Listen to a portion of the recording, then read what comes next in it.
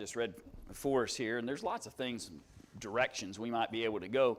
This is actually the third sermon that I put together for this morning this week. I struggled. Sometimes you get into a week and you're trying to figure out what it is you want to talk about and what might be important in the moment, and you're trying to gauge all those kinds of things, and doubt comes into your mind, right? Earlier in the week I write them. Generally that means I'll have more doubt by the end of the week, so I kind of have to wait late in the week sometimes to make those decisions. But anyway, hopefully third time's a charm. Let's see what happens as we work through this text together, because there's lots of things that directions and purposes we could think about as it relates to the messaging that David gives to us in this psalm, but I want to kind of focus on it in a certain direction with you this morning, and that is simply this, that righteousness is a choice.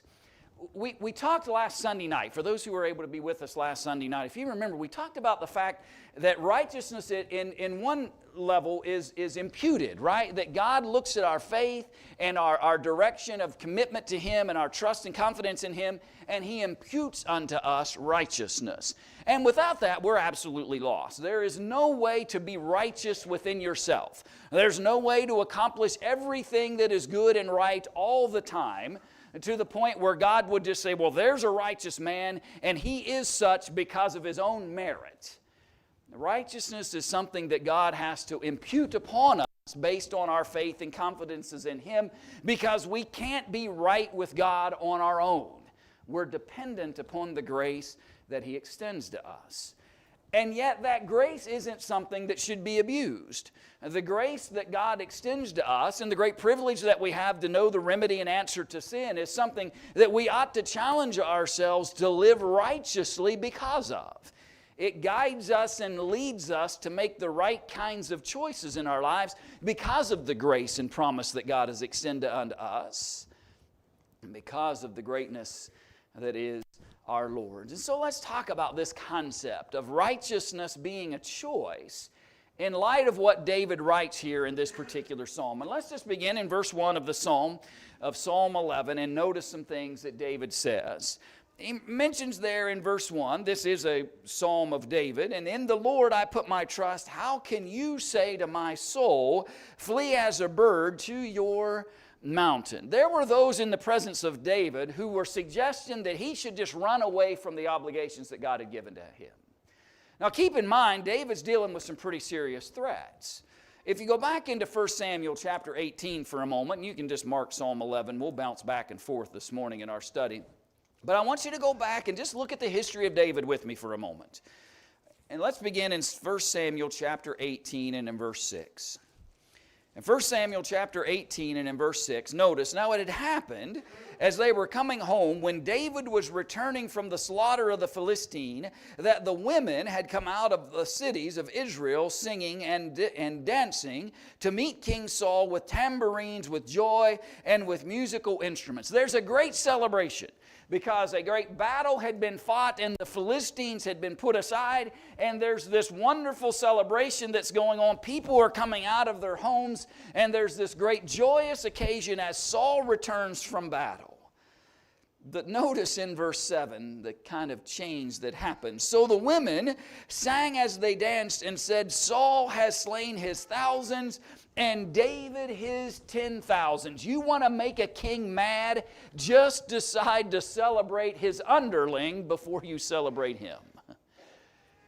And Saul isn't very happy in this moment because they're celebrating. Sure, they give Saul a nice token of appreciation. Saul has slain his thousands, but David is the real warrior. That's the message. David is the one who is the real victor here. He has slain his 10,000s. He's the real reason why we have been able to overcome the Philistines. And verse 8 then says, Saul was very angry, and the saying displeased him. And he said, they have ascribed to David 10,000s, and to me they have ascribed only thousands. Now what more can he have but the kingdom? And so Saul eyed David from that day forward. When David writes Psalm 11, he's being threatened continually and daily by the idea that Saul wants him dead. and that Saul will go to any means necessary in order to accomplish that purpose. That's the sentiment behind his friends and those around David who he might be seeking counsel from to tell him, you need to just run away from this. I know what God may have in store for you. I know what He might have planned for you. But your best option in light of these threats and challenges is to not do what God says is right, but you need to run away. Even though, back up a couple of chapters into chapter 16, that it was understood that David had been anointed to become king over God's people.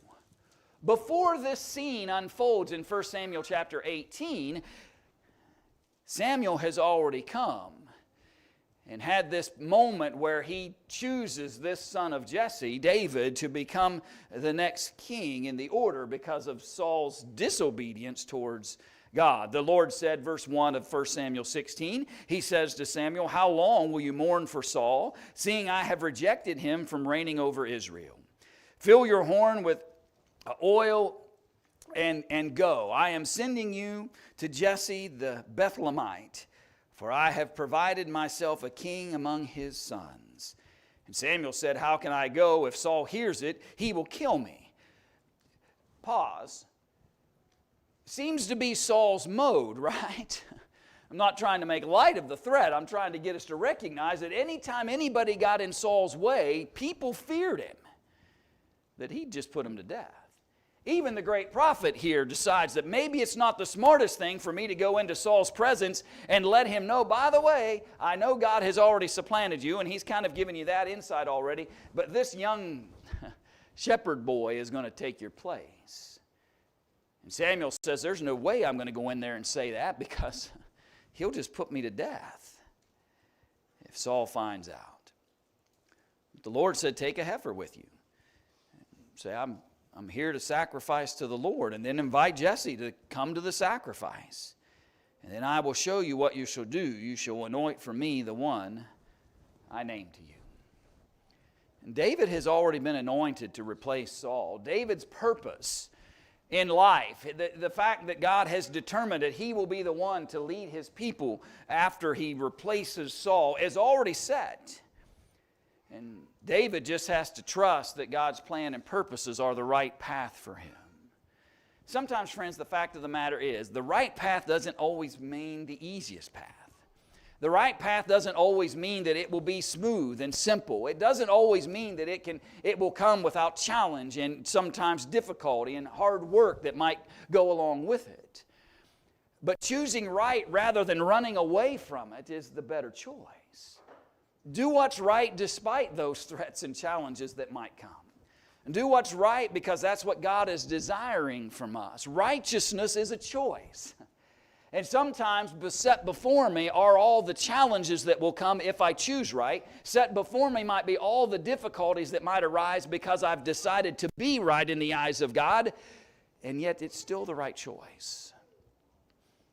And even when that temptation to just run away from what's good and right in life comes, remember David faced greater challenges than I, and he's still striving to choose what is right, because honoring God's will was more important than the challenge it brought. Honoring what was right in the eyes of God was more important. And I've got to remind myself, and I mean that very personally, I've got to remind myself of that all the time. That honoring God's will is more important than anything else. It's more important than the challenge it may bring. It's more important than the difficulty it may seem to create. It's more important than anything else that I could set in front of me. I just have to be committed to that. I have to be committed to that choice rather than running from that obligation. We need to choose right when the wicked threaten us. We've already hinted at that thought, but let's go back and see it in the Psalm. In Psalm 11 and verse 2, back to our original text, where he said, for look, the wicked bend their bow. They make ready their arrow on the string, that they may shoot secretly at the upright in heart. It's an interesting thought, isn't it? David says that the wicked are always ready to attack when the moment's right. They've got their bow ready. The arrow has already been placed in the string. They've already pulled the string and they're prepared. And they're just watching and awaiting for the most vulnerable and weakest moment in your life to let the arrow fly. That's the way wickedness works. And I've got to be determined to choose right even when I know that the arrow is pointing right at me. And the bow has been prepared and the string is taut and the arrow's ready to fly. I'm still going to do what's right. And David says, I recognize there's wickedness all around me. I recognize that there are those who privately would like to see me dead. Saul is very open about it, but there are those who are aligned with him that would choose that as well. And as we've already noted, choosing right isn't always easy.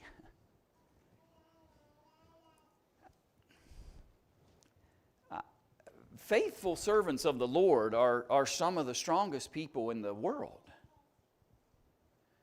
Those who choose right when the world would not. Those who choose what God has determined is righteous when the world would choose wickedness instead. Those are some of the strongest people in the world.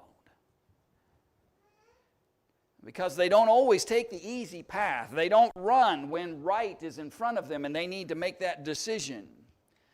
They're willing to do difficult and challenging things and face difficult circumstances in order that they might know the benefit of honoring God. And sometimes we're convinced that wickedness is winning.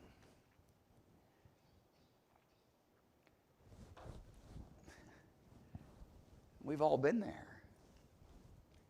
We see moments where we're like, well, why were they allowed to gain that advantage? Why did they allowed to benefit from this conduct or this behavior? Why are people applauding them? Why are people exalting them? Wickedness has been celebrated for a long time before me, and it'll probably celebrate it long after I'm gone if this world continues to stand. The truth of the matter is that people have applauded wickedness for a long time. And it can become very distracting to me and very disappointing to me, where I might just want to throw up my hands and say, why choose right when the wicked just threaten all the time? And wickedness seems to always be gaining the advantage, and it always seems like they're the ones that get all the benefits. And here I am working like crazy to serve the Lord. And I'm doing anything and everything I can to choose what's right. I'm not running away from those obligations. I'm trying to stay accountable to the Lord. And at every turn, the wicked seem to just have better opportunities and greater circumstances and benefits that come to them. I've got to choose right, even when it appears that wickedness is winning. I've got to choose what is right, even when it appears like it might disadvantage me when others seem to be gaining advantage because of their choices. There's a temptation sometimes to give in to the wickedness that is around us. Go back to David's example in 1 Samuel chapter 24. And you've heard me use this illustration before, but I think it's important to remind ourselves of this moment in David's life. So keep in mind what we've already learned and reminded ourselves about the history. David's already been anointed to be the next king. That happened in chapter 16. Saul has already breathed out his threats. He wants David gone because he knows that the people will eventually just want to elevate him to kingship if they're already be celebrating him over Saul. And Saul has begun the pursuit over David. He's been trying to find an opportunity to put David to death. Now chapter 24, verse 1. Now it happened when Saul had returned from the following of the Philistines that it was told him, saying, take note, David is in the wilderness of En-Gedi.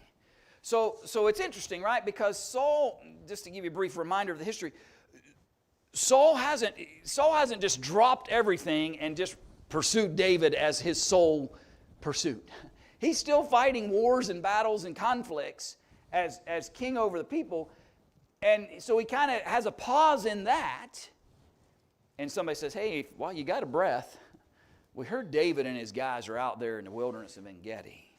You've been looking for him and trying to find him. So Saul took 3,000 chosen men from all Israel and went to seek David and his men on the rocks of the wild goats. So he came to the sheepfolds up by the road where there was a cave, and Saul went in to attend to his needs. and David and his men were staying in the recesses of the cave.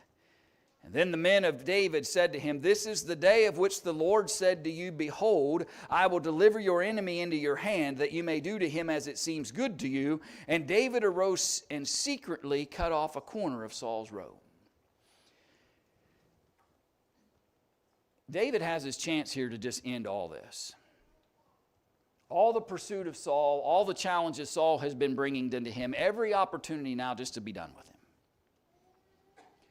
And everybody around him is justifying it because Saul would find you in this cave, David, by yourself. I guarantee you Saul would put you to death the moment he sees you. Right? That's exactly what Saul would do, so that's what you should do, David.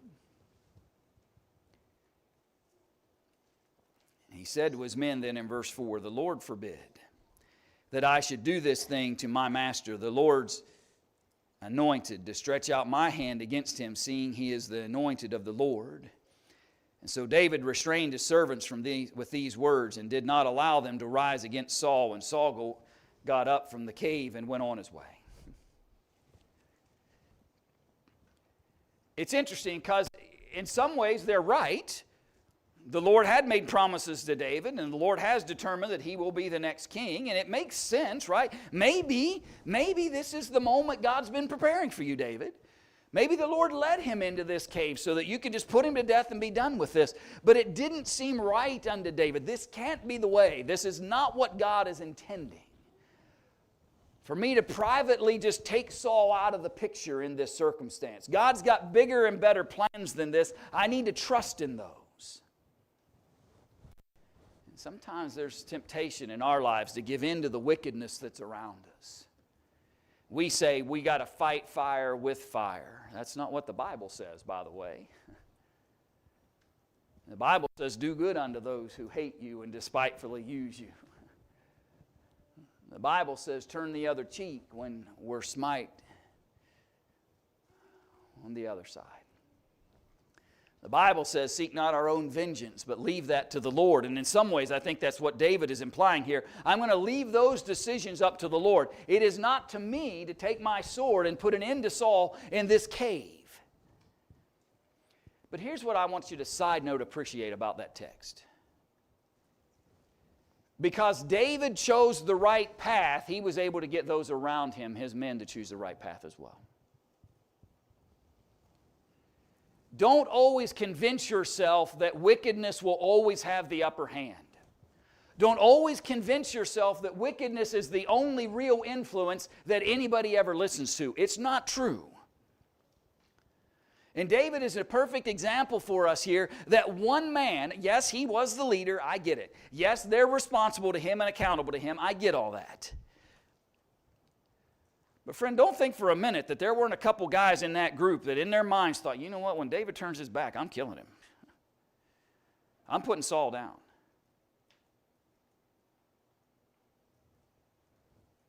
And David looks at his men and says, we're not doing it this way. We're going to trust in God's purposes and plans, and that's God's anointed until God determines that it's not his anointed, and we're not going to do it this way. And he's able to convince those men to withhold. Wickedness doesn't have to win, friends. Wickedness doesn't have to take precedent. Wickedness doesn't have to reign in every circumstance. And sometimes all it takes is one guy doing the right thing to convince other people to do the same. But trust me, it's not always easy to be that guy, is it? It's not always easy to be the one guy trying to do the right thing when it doesn't seem like anybody else is interested in that. But be that anyway. Choose right anyway, even when the wicked threaten. Go back to Psalm 11. Choose right when the foundations seem shaky. In verse 3 of Psalm 11, he said, if the foundations are destroyed, what can the righteous do? You know, David said there are a lot of people who tend to think in the ways, well, why be righteous when many faithful have fallen? Why be righteous when the foundations have been destroyed, when there's no longer that kind of solid ground that I once had confidence in? What do I do then? And I think sometimes we're tempted to think the same way. Why? If others have given up, how am I supposed to keep pressing on? If people that I have watched in my life who seem to be at some points in their lives so strong and so faithful and so committed to that which is right in the eyes of God, and then they choose a different path for whatever reason, and then I become discouraged and challenged by that, and I wonder, well, if they can't do it, then how in the world am I going to be able to do it? How am I going to be able to continue to choose right if here's somebody that I had so much confidence and trust in, here was somebody that I thought just had everything spiritual going on for them in their lives, and yet they chose something different. And sometimes those foundations are going to feel shaky, and sometimes we're not going to have the same confidence, and we're going to think, well, why are things changing so much, and why don't people think the same way as they once did, and all of those kinds of things that come up in our lives. But we've got to choose right, even when the foundations don't seem as sure as they once were. When others around us may not be that foundational support that we once had. And why be righteous when I feel helpless to change the circumstance that I'm in? Again, that goes back to that idea that we convince ourselves that we can't have a positive influence on people.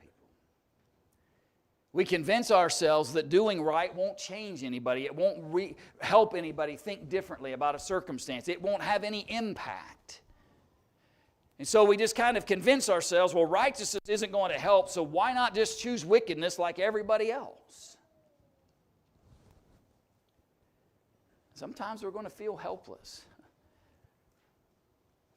Sometimes the foundation isn't going to be as solid as we'd like it to be. We were working on that screen the other day. Deborah came in the building because I had forgotten my phone at home, and she came in and she said, "Where's Brian?" I forgot it. He forgot his phone at home, and I think it was Mike or somebody said to her, "Well, he's upstairs." And Deborah's like, "This is upstairs. He's not here." No, they went, "No, he's up there. He's up in the..." And it concerned her that I was in that attic space above us, because it's not necessarily the most stable place up there. And if you're not watching where you're walking up there, you can very easily find yourself down here the hard way. The foundations aren't necessarily as secure, right? But what do you have to do in those circumstances? Well, I guess you could say, well, I could have just chosen to not do any of the work that needed done, right? We could have just said that. Let's just not do it. Or we could be careful and trust the foundations that we did know were solid, and be watchful and pay attention to what we were doing. Friends, that's sometimes the way we are spiritually. Well, I may not be able to step in all the same paths and situations that I once did, and the foundations may not be as comfortable to me as they once were, and I can't just walk along. I may have to pay attention to where I'm stepping a little more accurately. But choose right anyway. Find what that right path is and stand firmly on it, even when the foundations around us seem shaky, because the greatest foundation is always there. Choose right because the righteous Lord never fails. Verse 4 of Psalm 11. The Lord is in His holy temple. The Lord's throne is in heaven. His eyes behold, His eyelids test the sons of men. The Lord tests the righteous, but the wicked and the one who loves violence, His soul hates. It's pretty strong language. And by the way, it's poetic, and it's a psalm written by David. But it's his sentiments concerning his thoughts concerning the Lord. What I love about that is even when our earthly examples and foundations that we once trusted in seem to be shaky, and the things around us aren't nearly as strong as we once thought they were, the Lord is always where He has always been. That's what David says. When the foundation seemed to be destroyed, remember that the Lord is in His holy temple. He is in that heavenly home that He has always resided in. He's always in the same place. And He never fails. His eyes are paying attention to what's going on in this world. His eyes are open to both the righteous and to the unrighteous. The Lord is still Lord.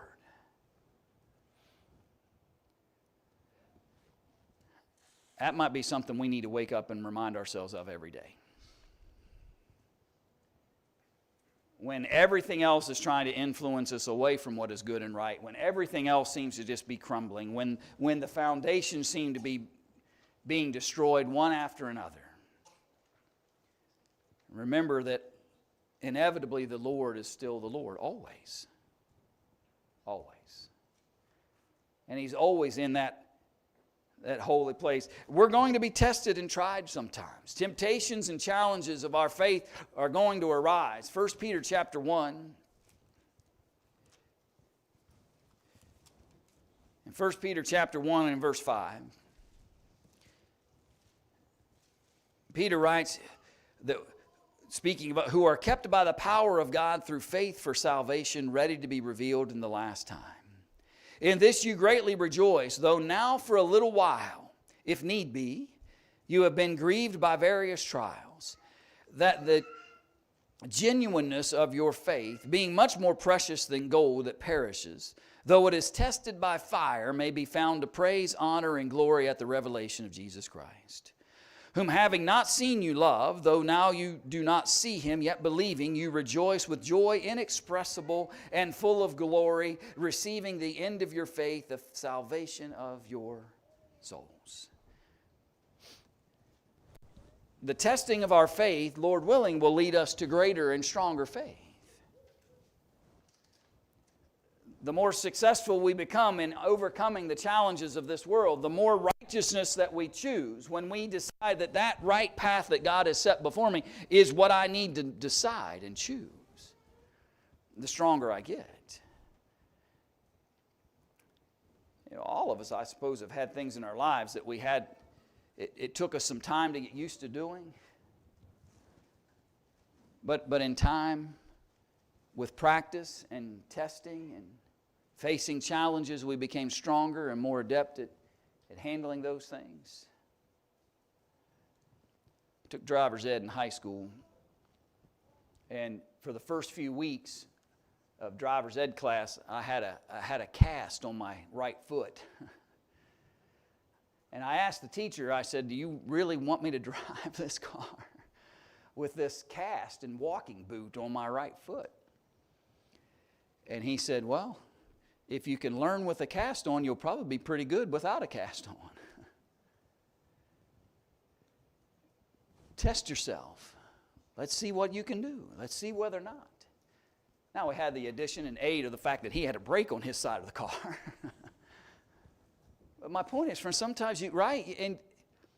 And were you able to drive a car the first time you got in it just so perfectly? You might thought you did. People around you didn't think you did.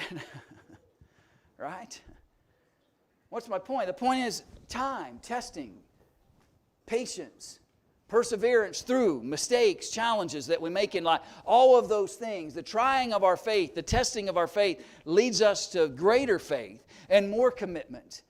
Encourages us to make better choices and to want to choose what is right more often in our lives. But friends, can I suggest to you this morning that if bailing out every time a challenge comes is my answer, my faith will never grow.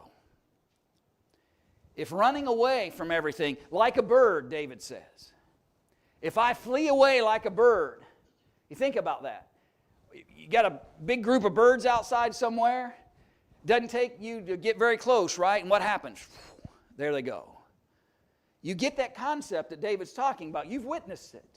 Where birds are startled by whatever it is and they flee that particular location. That's what others are trying to get David to do when it comes to doing what is right in the eyes of God. You should just run away from these obligations, David. Friends, you start you start a trend of just running away from righteousness every time it challenges us, every time it's difficult, every time it's not easy, every time somebody might mock or scoff at it, every time somebody might suggest that you're way too radical about your beliefs and convictions in God, if we run away from every one of those situations, how am I going to gain any strength to conquer the next one? How am I going to build any perseverance and patience and strength to face the next moment? The truth of the matter is, I'll run from that one, and then I run from the next one, and then I run from the next one, and the next thing you know, I'm never choosing the right paths because I just see them as too difficult and too challenging. I'm trying to encourage us this morning that the testing of our faith will lead to greater faith if we choose the right things and not run away and not try to just pass it off, but face it. Accept the challenge of our faith and face it. And learn and grow from those moments. Because God says the wicked will ultimately be judged by a righteous God. The wicked ultimately find their fate. And if I keep running away from the testing of my faith, if I keep running away from what is right because it's too hard or too challenging, then I might find myself right along with them in that day of judgment. He finishes the psalm by saying in verses 6 and 7, "Upon the wicked he will rain coals, fire, and brimstone, and a burning wind shall be the portion of their cup. For the Lord is righteous. He loves righteousness. His countenance beholds the upright." Choose right. Why? Because I know the results of righteousness and wickedness. I know what God says is the results of both of those things. Fire and brimstone rain down upon the wicked, but God's eyes and love and appreciation are upon the righteous and the upright. Honor. There's honor in serving Him in the face of adversity. There's honor in loving and honoring and serving our God every day, despite the challenges, despite the temptations to run away. To determine that I will honor and serve Him and be faithful to Him and choose what is right until the very end. Let me share one last text with you this morning. 1 Peter chapter 1. 1 Peter chapter 1, verse 13. 1 Peter chapter 1, verse 13. "Therefore gird up the loins of your mind, and be sober, and rest your hope fully upon the grace that is to be brought to you at the revelation of Jesus Christ. As obedient children, not conforming yourselves to the former lust as in your ignorance, but as He who called you is holy, you also be holy in all your conduct. Because it is written, Be holy, for I am holy. And if you call on the Father, who without partiality judges according to each one's work, conduct yourselves throughout the time of your stay here in fear." God ultimately judges without partiality. He's not picking and choosing winners and losers. He's allowing us to make a decision as to whether I will choose what is right, whether I will serve Him with faith so that He can impute unto me righteousness, as we learned last Sunday night. He is allowing for me to decide whether I will love and honor Him and serve Him faithfully to the end as a righteous and fair judge who without partiality will look at all of us someday and determine whether or not we've chosen what is right or we've let the distractions and the adversities take us away. Now, there is absolutely, as we've just studied in several texts this morning, a great day coming. Am I ready for it? And I don't mean ready by saying, I'm so wonderful and great, I just can't. No, what I mean by that is, have I lived by faith? Am I honoring God? Am I striving to choose what is right? Am I seeking His grace and mercy in order to accomplish that? Am I making changes when necessary in my life? Because that judgment is real. And without partiality, someday all of us will stand before God, and He will determine whether we've honored His grace and promises or not. And if we could encourage you this morning to step into those promises, if we could help you in rendering your obedience to the Lord, or to pray for you concerning a spiritual challenge you might be facing today, what can we do to help you? to honor the Lord and be ready for this great day. And if we could do that for you this hour, won't you come as we stand and as we sing?